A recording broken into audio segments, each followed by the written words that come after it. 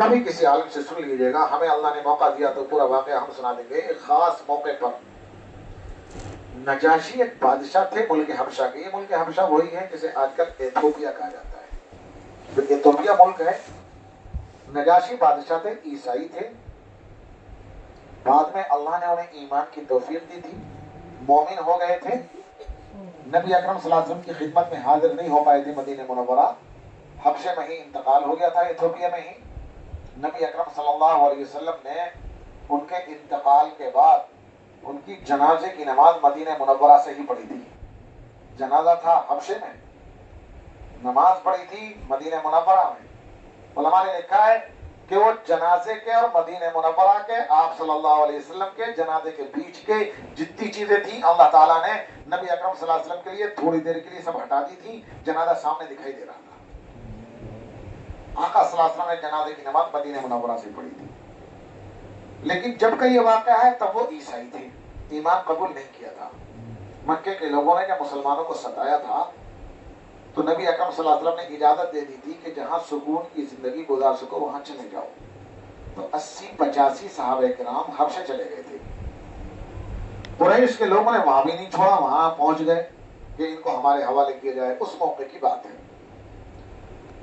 मुसलमानों को शाह हबशा ने, नजाशी ने अपने दरबार में बुलाया और पूछा कि तुम किस नबी को मानते हो, किस दीन को मानते हो, तुम्हारे अकायद क्या हैं, तुम्हारे काम क्या हैं, तुम अपना नजरिया बयान करो।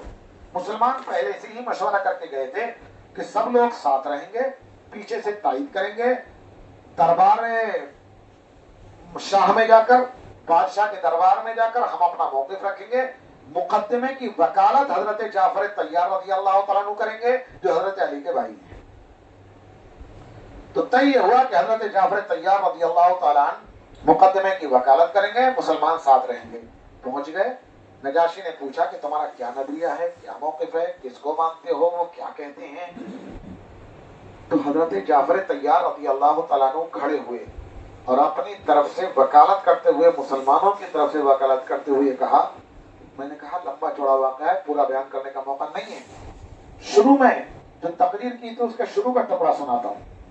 उन्होंने खड़ा होकर कहा, अय्युहल मलिक, ऐ बादशाह, कुन्ना अहला जाहिलिया, हम एक जाहिल कौम थे, नाबुदुल असनाम, बुतों को पूजते थे, नातिल फवाहिश, जिनाकारी बेहयाई के काम करते थे, नशरबुल खुमूर, शराबें पीते थे, नाकुल रिबा, सूद खाते थे, नुसीउल जिवार, पड़ोसियों के साथ बदसलूकी करते थे, व नुकातिल, जंगो जिदाल किया करते थे, व नक्ताउ तरीक, रहज़नी और डकैती क्या करते थे, और कई गुनाह शुमार किए। और कहा कि कोई गुनाह ऐसा नहीं था जो हमारे अंदर ना हो। हम इंसानों की जिंदगी छोड़कर जानवरों की जिंदगी गुजारते थे। इतने में एक आदमी हमारे दरमियान से खड़ा हुआ और उसकी 40 साल की जिंदगी हमारी आंखों के सामने गुजरी थी। 40 साल में कभी हमने उसकी जबान से एक लफ्ज भी झूठ का नहीं सुना था। कभी हमने उससे बेदीनी, बददियानती, खियानत, धोखाधड़ी नहीं देखी थी। बच्चा बच्चा उसको हमारे शहर के अंदर, मक्के के अंदर अमानतदार अमीन कहता था, सादी का सच्चा कहता था। वो खड़ा हुआ और उसने खड़े होकर के ये कहा कि अल्लाह ने मुझे नबी बनाकर भेजा है, बुत परस्ती को छोड़ दो, जिहालत के अंधेरे से निकल करके इल्म हासिल करो, इक़रा बिस्मि रब्बिकल्लज़ी खलक़, उस रब के नाम से पढ़ो जिसने पैदा किया है। जिनाकारी, बदकारी से बाज आ जाओ, पाक दामन औरतों के दामन को दागदार मत करो, शराब को छोड़ दो, सूद से बाज आ जाओ, सूद को अपने पैरों के नीचे कुचल दो। हमें उसकी बात अच्छी लग गई और हमें समझ में आ गया कि जानवरों की जिंदगी से निकालकर हमें इंसानों की जिंदगी में लाना चाहते हैं। हमने उसके हाथ पर हाथ दे दिया और हमने उसके हाथ पर बैअत कर ली, ईमान कबूल कर लिया। बस ये जो शिकायत करने आए हैं, इनका हमारा ये झगड़ा है। मैंने ये वाकया क्यों सुनाया है, इस वक्त मुझे सीरत का बयान नहीं करना है, मैंने ये बताने के लिए सुनाया है। आप मेरी बात मत मानिएगा, गांव में देखिए, जमीनी सतह पर उतर कर देखिए, इलाके को देखिए, बड़े शहरों में देखिए। जरा एक मरतबा फिर सुनिए, हजरत जाफर तैयार ने क्या कहा था, हम जाहिल कौम थे, बुत परस्ती करते थे, जिनाकारी, बदकारी करते थे, शराब पीते थे, सूद खाते थे, पड़ोसियों को सताते थे, डकैती करते थे, जंगो जिदाल, कत्ल और गारत गरी किया करते थे। इनमें से कौन सा गुनाह ऐसा है जो इस वक्त मुसलमान नहीं कर रहे हो? इसलिए मैंने ये वाक़या सुनाया है। यानी जो गुनाह नबी अकरम सल्लल्लाहु अलैहि वसल्लम की बेइज्जत से पहले जमाने जाहिलियत में होते थे, आज सारे गुनाह मुस्लिम समाज और मुआशरे में मौजूद हैं। हमारी नई नस्लें जिहालत के अंधेरे में भटकते रहेंगी, इल्म से दूर होती चली जाएंगी। कुन्ना अहला जाहिलिया, हम जाहिल थे, अब फिर हम जाहिल हैं। नाबुदुल असनाम, हम बुतों को पूजा करते थे। मैं मानता हूं कि बुतों को हमारे मुसलमान भाई बहन नहीं पूछते, मुसलमान हमारे बच्चे बच्चियां नहीं पूछते, लेकिन एक बात आपने सुनी होगी, गौर कीजिएगा और आपको यकीनन मालूम होगा, कितने ही नौजवान मुस्लिम लड़के हैं जो गैर मुस्लिम लड़कियों को लेकर चले जाते हैं। कितने ही मुसलमान लड़कियां हैं जो गैर मुस्लिम लड़कों के साथ चली जाती हैं और मंदिर में जाकर के उनके तरीके के मुताबिक 7 चक्कर और 7 फेरे लगाकर उससे निकालना चाहती हैं। तो क्या मंदिर में जाकर हमारी लड़कियों का गैर मुस्लिम लड़के के हाथ में हाथ देकर, उसका हाथ पकड़कर, उसका पल्लू पकड़ करके 7 चक्कर लगाना, ये बेपरस्ती नहीं है? क्या उसका ईमान महफूज है? अच्छा, एक दो लड़की के साथ ऐसा नहीं, दसियों लड़कियों के साथ ये होता है और हो चुका है, और खबरें पे दर पे इस किस्म की आती रहती। तो मैं कह रहा हूं, कौन सा गुनाह ऐसा है जो जमाने जाहिलियत में होता हो और अब ना हो रहा हो? आका सल्लल्लाहु अलैहि वसल्लम, हजरत जाफर तैयार रज़ियल्लाहु अन्हु ने फरमाया था कि हम ज़िनाकारी बदकारी क्या करते थे। आज जब से हमारे नौजवानों के हाथों में ये मोबाइल की डिबिया आ गई, इंटरनेट आ गया, और उस इंटरनेट के अंदर फेसबुक, इंस्टाग्राम और पता नहीं कौन कौन सा ग्राम आ गया, जब से ये शैतान की डिबिया हाथ में आ गई हमारी नई नस्ल के, तब से कैसी कैसी गंदी हरकतों में, लतों में हमारे नौजवान और नई नस्ल मुब्तला है कि अलामान वल हफीज। हम बयान नहीं कर सकते। हम मदरसों की बाउंड्री में बंद रहते हैं, हमें ज्यादा बाहर के हालात मालूम नहीं होते। मदरसे से कहाँ निकलना होता है हमको। मैं देवबंद में, दारूल देवबंद में पढ़ाता हूँ। मैं यकीन कीजिए, दारूल देवबंद में से बाहर निकलकर बाजार में जाने की कई महीने नौबत नहीं आती। हम मदरसे की बाउंड्री में बंद रहने वाले लोग हैं, हमें ज्यादा हालात मालूम नहीं होते, लेकिन जो बातें आप हमें बताते हैं उन्हें सुनकर कभी कभी हम सर पकड़ के बैठ जाते हैं कि अल्लाह, ये हमारे बच्चे कैसी कैसी गंदी लतों में मुब्तला है, कैसी कैसी हरकतों में मुब्तला है। हम बयान नहीं कर सकते, आपके सामने जबान पर लाने में हमें शर्म आती है। ऐसी ऐसी बातें नौजवान लड़कों के बारे में सुनने को मिलती है। एक बात बीच में कह दूं, बात अगर अच्छी लंबी हो रही है, मैं बात को समेटना चाह रहा हूं। सामने तो बड़ी लगी हुई है, 3:10 हो गए तकरीबन। एक बात बीच में कह दूं मैं, यहाँ उलमा मौजूद है। एक हदीस शरीफ में फरमाया गया है, अल गीबतु अशद्दु मिनज़ ज़िना। गीबत करना जिना से ज्यादा सख्त है गुनाह। गीबत का गुनाह जिना से ज्यादा सख्त है। मैं याद करता हूं कि मुझे इस वक्त गीबत की कबाहत को भी नहीं बयान करना है, न जिना की।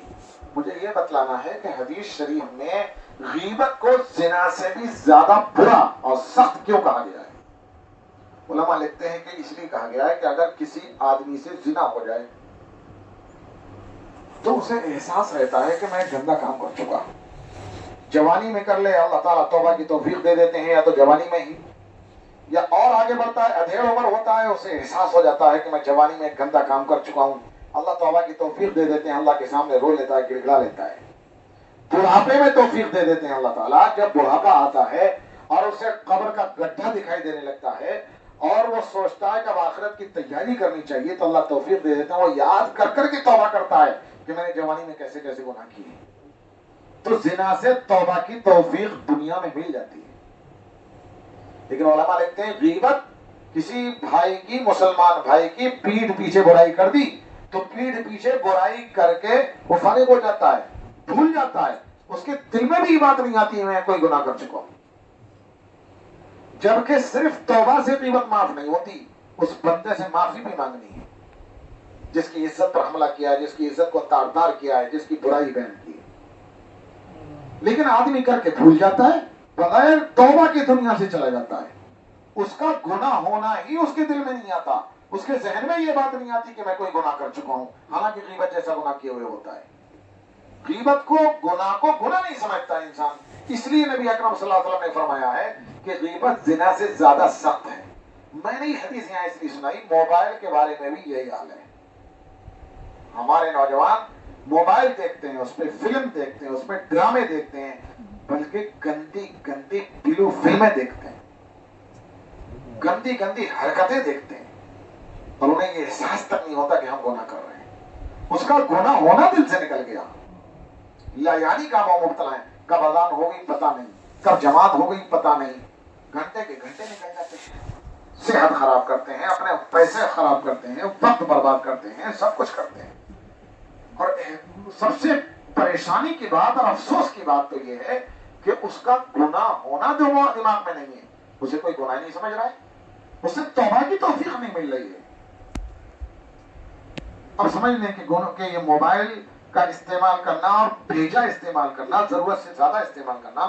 میرے جیب میں بھی موبائل ہے، میں نے بھی ابھی جیب سے موبائل نکالا، لیکن اس کا استعمال بہت سی صحیح چیزوں میں بھی ہوتا ہے.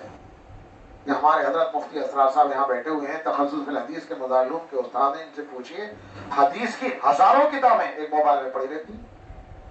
ان کے میں بھی پڑی ہوں گی. میری کتاب میرے موبائل میں میں سمجھتا ہوں کہ تقریباً 10,000 کتابیں پڑی ہوئی ہیں موبائل کے اندر. تو اس کا صحیح استعمال کیا جائے تو بھی اچھا ہے. گاڑی پہ ہم چل رہے ہیں، کسی نے کوئی مسئلہ پوچھا، ہمیں یاد نہیں ہے، کتاب کھولتے ہیں، دیکھتے ہیں اور اس کی رہنمائی کر دیتے ہیں کہ بھائی یہ اس طریقے سے ہے، تو یہ اس طریقے سے بھی استعمال کیا جا سکتا ہے. لیکن جو نوجوان عام طور پر طبقہ اسے استعمال کرتا ہے، وہ گناہ کو گناہ نہیں سمجھتا. اور نوجوانوں کے اندر شراب اور نشے کی حالت یہ ہے. میں رات دہرادون میں تھا، 11 بجے تک میں دہرادون میں تھا، تو وہاں لوگ بتلا رہے تھے کہ یہاں نشہ پچھلے 10 سال میں 100% سے زیادہ اوپر پہنچ گیا ہے، اور اتنی زیادہ دکانیں کھل گئی. اور یہ طے بات ہے، مسلمان نوجوان ہوں یا غیر مسلم کو چھوڑیے، مسلم نوجوانوں کے اندر میری معلومات کے مطابق 80% سے زیادہ نوجوان طبقہ، 100 میں سے 80 لڑکے کسی نہ کسی طرح کے نشے کی لت میں مبتلا ہے. یہ بالکل صحیح بات ہے. اللہ کا فضل ہے، اس دین کی مناسبت سے اور دیوبند میں خدمت کا موقع اللہ نے دے رکھا ہے، دیوبند سے جوڑ رکھا ہے.